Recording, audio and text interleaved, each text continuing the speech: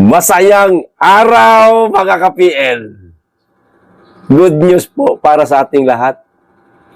Malapit na pong pagkalooban ng interim release ang ating Tatay Digong, mga kababayan. Makakalabas na po siya sa detention center ng ICC.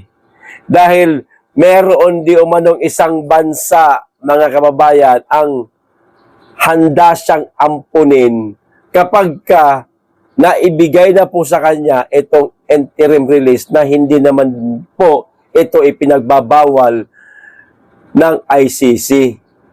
Bakit isang bansa? Baka magtataka ho kayo bakit sa ibang bansa. Kasi po hindi pa rin siya pwedeng iuwi dito sa ating bansa, mga kababayan. Dahil nga walang jurisdiction ang ICC na manghimasok daw o humiling sila sa Pilipinas para ibalik ang ating Tatay Digong dito sa ating bansa kasi walang jurisdiction na nga, mga kababayan, ang ICC sa ating bansa. Pero nakakapagtaka. Samantalang noong dinampot nila ang ating dating Pangulong Duterte, nagkaroon bigla ng jurisdiction alang-alang sa salapi, mga kababayan. Pero okay na rin yan kahit hindi man sa ating bansa manatili ang ating Tatay Digong, at least makakalabas po siya sa detention center ng ICC at makakasama niya na po yung kanyang mga mahal sa buhay. Pansamantala naman po ito, mga kababayan. Habang dinidinig lang po yung kanyang kaso sa ICC, pag natapos na, pwede na po siyang bumalik sa ating bansa. At least, meron pong isang bansa na willing siyang ampunin at paterhain doon habang dinidinig yung kaso niya. O ito ho yung balita, mga kababayan. Basahin ko na rin. Dalawa po itong babasahin ko. Meron pong isa para mas lalo po nating maintindihan. O ito, alam kong maintindihan nyo rin po ito. O, breaking news. Kaya ng madaling araw to nabasa ko, kaso antok na talaga. Former President Rodrigo Duterte seeks interim release from detention to an undisclosed country. Ayan, mga kababayan, ha? In a filing dated June 12, his lawyer Nicholas Kaufman said the government of an undisclosed country has expressed its willingness to receive Duterte onto its territory. Mr. Duterte is not a flight risk. The custody is not necessary to ensure his appearance before the court. The filing read. Yan, ito ho yung mga dokumento po na i-file ni Atty. Kaufman, mga kababayan, para sa interim release nga ni Pangulong Duterte. Sigurado na ho ito, mga kababayan, makakalabas na po ang ating Tatay Digong. Wala na pong problema. Kaya nga lang, pasamantala sa ibang bansa muna siya. O ito ho, mas maganda ho ito basahin, mga kababayan. May halong inis nga lang, no? Kayo na pong bahalang dumurog sa administrasyon ni Bangag, mga kababayan. Ito ho, mas maganda. Good news. Ang ilang bahagi ng petisyon para sa pansamantalang paglaya ni PRRD mula sa ICC detention ayon kay Atty. Nicholas Kaufman, may ibang bansa na handang tumanggap kay PRRD habang di pa dinidinig ang kanyang kaso. Habang hindi pa dinidinig o habang dinidinig. Yan, kasi magtutuloy-tuloy yan, mga kababayan O ang kaso ng ating dating Pangulong Duterte, no? Kabilang sa mga ipinunto ay ang edad ni PRRD. Yan, ang isa sa mga rason sa katandaan niya. No, kailangan niya ng makakasama yung kanyang pamilya para mas lalo siyang maalagaan maliban dito sa mga nurse. O iba talaga pag nag-alaga ang pamilya. Di ba?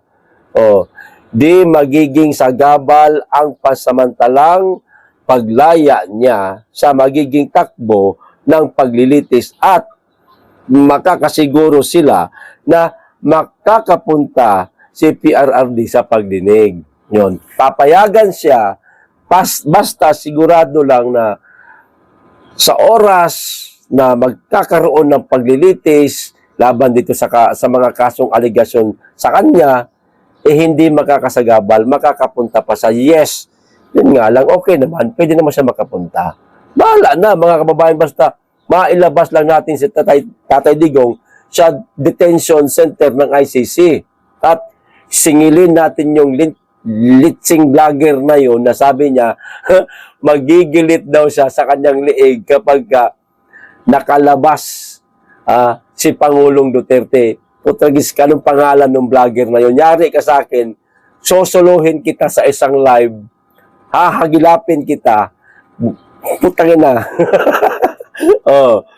Pwedeng mag-request ng interim release sa ICC, pero kailangan na may bansa na tatanggap o magkupkup sa kanya pansamantala. Yon. Wag naman din po kayong mag-alala dyan sa isang bansa na handang kumupkup sa kanya at meron na po, mga kababayan. Meron na. Hindi nga lang po sinabi sa balita kung saang bansa. Importante, meron na. Okay? Malalaman din naman natin yan. Siguro, nagtataka tayo kung bakit sa ibang bansa pa. Yun ang sinasabi ko kanina. Tinatanong ko kanina. Bakit din na lang sa Pilipinas siya iuwi kung mapagbigyan ang petisyon? Tandaan niyo po, mga kababayan, bakit may nakalagay ho dito kung mapagbigyan ang petisyon? Kasi hindi pa po binibigay. Ipinail pa lang po. No?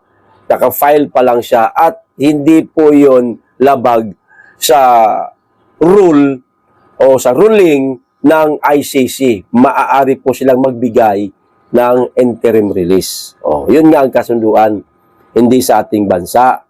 Kasi nga, walang jurisdiction ng ating bansa daw, putang ina. Pero nung paghuli, visit, pwedeng-pwede. Putang, nakainis talaga, no? Pero okay lang. Matuwa na lang tayo kasi lalabas na yung tatay natin. Okay na rin tayo dyan. Kagaya sa naunang sinabi ng Philippine government na di daw makikipagtulungan para sa interim release ni PRRD kasi walang jurisdiction ang ICC sa Pilipinas.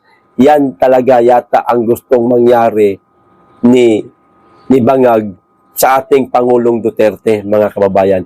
Igagaya niya ang ating Tatay Digong sa ama niyang pinalaya sa ating bansa. Dahil totoo ang mga aligasyon. No? Etong kay Tatay Digong, gawa-gawang mga kaso ito. Mga aligasyon lang talaga. No, na hanggang ngayon hindi pa nila napapatunayan.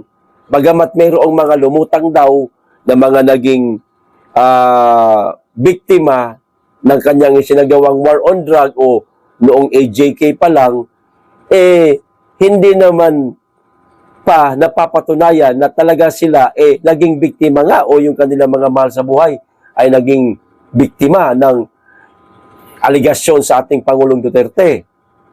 Wala pang malinaw. Kasi hindi pa naman siya nasisentensyahan. Hindi pa siya nahahatulang guilty.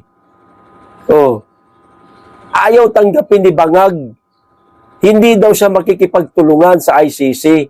Kasi nga wala na tayo sa ICC Hindi na tayo member, pero ang ipinagtataka ko, putang ina, bakit nung hinuli ang ating Pangulong Duterte, nagawa nila? Putang ina talaga itong animal na Bangag talaga ito, mga kababayan. Nakakainis ba? Pero tulad nga ng sinabi ko kanina, maging masaya na lang tayo at mayroong isang bansa na handa siyang kupkupin, ampunin, para doon, pasamantala titira, habang didinggin ang kanyang kaso sa ICC. O ito, samantalang noong hinuli at pinadala nila si PRRD sa The Hague, Netherlands, ay nakipagtulungan sila at pera pa natin ang ginastos. Diba? kakarmahin ka rin, putang ina kang ngiwi ka. Sigurado yan. Kayo, 10 ng inyong angkan. May ganti ang Diyos sa inyo, mga animal kayo. Oh. Ngayon, ayaw na nilang tulungan at pauwiin. Ibig sabihin, ayaw lang talaga nilang nasa Pilipinas si PRRD na kung talagang gugustuhin ay pwede naman nilang tanggapin. Di ba? Kung may awa sila, kung may puso talaga sila, pwede nilang tanggapin si Pangulong Duterte dito sa ating bansa. Parang gusto nitong putang inang animal na bangag na ito na sa ibang bansa pagpantay ang paa ng ating Pangulong Duterte na ayaw niyang mangyari. Ang gusto ng ating Pangulong Duterte dahil sa edad niyang yan, wag naman sana sa awa ni Lord bigyan pa siya ng mahabang buhay, dito siya malagutan ng hininga. Ayon na rin yan sa mga sinasabi ng ating Pangulong Duterte nung siya wala pa sa ICC. Di ba? Baka ilang beses niyang sinabi yan. Dito siya sa ating bansa talaga ang gusto niya. Kaso, itong mga hinayupak na mga bangag dyan sa palasyo, ayaw tanggapin ng ating Pangulong Duterte kasi wala daw jurisdiction ng ICC sa ating bansa. Putang na bakit nakuha nga nila Putang ina, karma lang talaga nila, mga kababayan. Makakarma din yan. Pero okay na rin to. Kahit papaano, yung hinahangad natin na makalabas na sa detention center ng ICC ang ating Pangulong Duterte, makakamit na natin kasi mayroong isang bansa na handang kumupkop o ampunin siya. Ayan, mga kababayan. Handa siyang tulungan. O ayan yung mga dokumentong i-final po ni Attorney Kaufman, mga kababayan. Panoorin niyo po yan. Ano lang naman yan? 4 na piraso lang naman yan. Ayan po yan, At ayon po sa aking mga kaunting pananaliksik lang naman, mga kababayan. 125 po na bansa ang maaaring o handang kumupkop sa kanya. So, mamimili na lang siya doon. Kung ako, siguro ang papipiliin, halimbawa, kung ako si Tatay Digong, mas gugustuhin kong sa China na lamang ako magpapaampun pansamantala habang dinidinig itong mga aligasyong kaso sa akin. Halimbawa, kung ako si Tatay Digong, bakit? Mas malapit ang Pilipinas sa China, kapitbahay lang talaga natin yan At least yung mga mahal niya sa buhay, mga anak, kapatid, lahat magpapabalik-balik lang kasi napakalapit lang, hindi tulad nung halimbawa mapunta pa sa ibang bansa, medyo malayo-layo. Mabigat-bigat sa pamasahe yun, magastos pati. Sa China o Russia, okay na yan. At least, kaibigan niyang tunay yung dalawang bansa na yan. Yun lang po ang aking good news sa inyong lahat, mga kababayan. Mag-antabay po tayo sa mga susunod pa na balita tungkol dito sa nalalapit na pag-release ng interim release at paglaya ng ating Pangulong Duterte. Ayos, hanggang dito lang. Maraming salamat. Mag-iingat kayong lagi at higit sa lahat, mahalin po natin ang Pilipinas.